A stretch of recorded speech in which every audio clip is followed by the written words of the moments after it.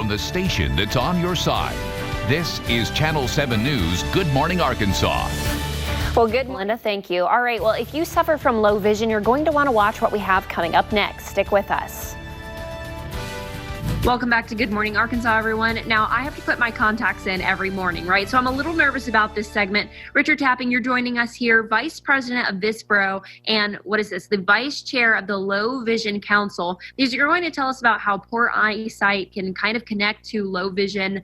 What exactly is low vision in your definition, Richard? Right. So low vision is a term that many people wouldn't be familiar with. It's actually a term used for any eye condition that is not correctable with surgery, medicine, anything like glasses. So it's some more familiar terms would be macular degeneration. That's a really big one. Diabetic retinopathy is another one. Glaucoma, cataract. So these are more familiar terms, but they're housed in a group called low vision. Interesting. What are some signs that someone might have low vision if they're thinking that might be a possibility? Low vision is really impactful to the daily activities. I mean, we're set up in a kitchen here, and this can be things from, reading a recipe, getting the right the right information off your medicine, things of that nature. So when you start seeing, when you're starting struggling that way, I mean, we always recommend regular eye exams as often as you possibly can, particularly as you age. Right. And these eye exams, going to the doctor, what are the questions that people would be asking their doctor? I wouldn't even know where to begin with that.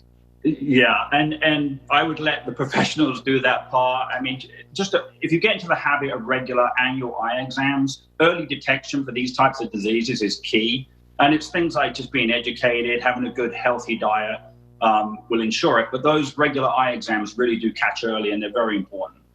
Right. Now, I know you have a few props with you today to maybe show off some things that might happen at one of these eye exams. Can you show us what you have with us today? I can, yeah. So a lot of time, we're talking about going to the doctor, and you'll go and see your primary eye physician, but they often will, they'll diagnose you, but they won't necessarily show you what these types of tools or tell you what types of tools are available, because most people don't actually know that these exist. And that's what we're trying to do here, is educate the public. Mm-hmm. So, when these daily functioning issues happen and you can't read your own mail, you can't do your banking, people tend to withdraw and they'll stop remaining independent. And so these types of devices allow you to continue to go to the grocery store on your own, the restaurant. And this little device here called the Ruby XL, I'm going to get a little close here, but this is called the Ruby XL HD. You see it has a handle. Looks very like a traditional magnifying glass, the round glass ones. But this doesn't have any distortion. So this digitizes the image, makes it flat, and then I can magnify the text up to 16 times on this type of device. So this is the, you don't leave home without type of device is this. It also has a little built-in reading stand here. I'll try and demonstrate this best I can. So you can place this on your reading material and then just slide this device over the text, and it will magnify it on the screen and make it really very easy to use. We also have some color contrast here as well that can help invert the colors. So many times with eye disease, you'll see people with some glare issues. So increasing the contrast is very important. So the Ruby XL is your go-to product. And then depending on the size or how frequently you might be reading, I wouldn't recommend you trying to read a book back to front with a device like this. But that's why you see these other devices in the background here.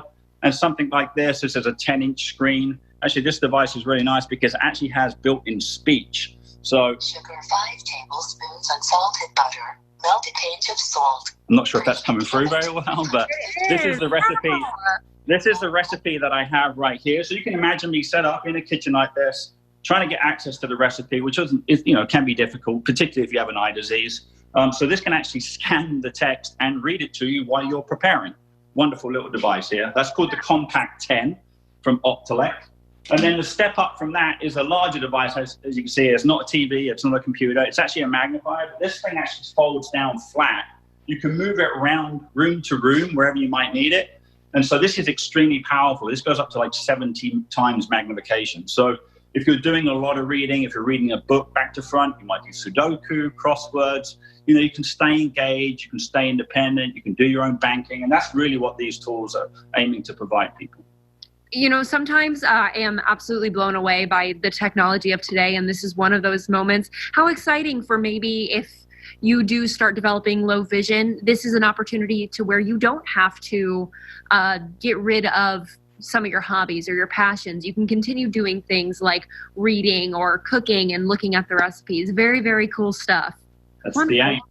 Richard, can you just tell us one more time for the viewers at home, maybe where they could learn more about low vision, or maybe where they could find you and learn about these products here? You bet. Yeah. So we have a very simple website set up. It's called lowvision.com. So it's a nice and easy one to remember. And we have some review of these products on that page, along with a phone number and contact forms. We have teams. We have 2 facilities in the U.S., one in Florida, one in California. So wherever you are in the country, you can call that number, and they'll just help educate you about what tools might be available. They could help you, educate you on what services could be available in your territory or your area to find a low vision specialist that can help with your eye and get you assessed, get you recommended into some of these devices. Yeah, very cool stuff. Well, Richard, thank you for joining us and showing us these neat products here today. And we will have more Good Morning Arkansas on the other side of this break.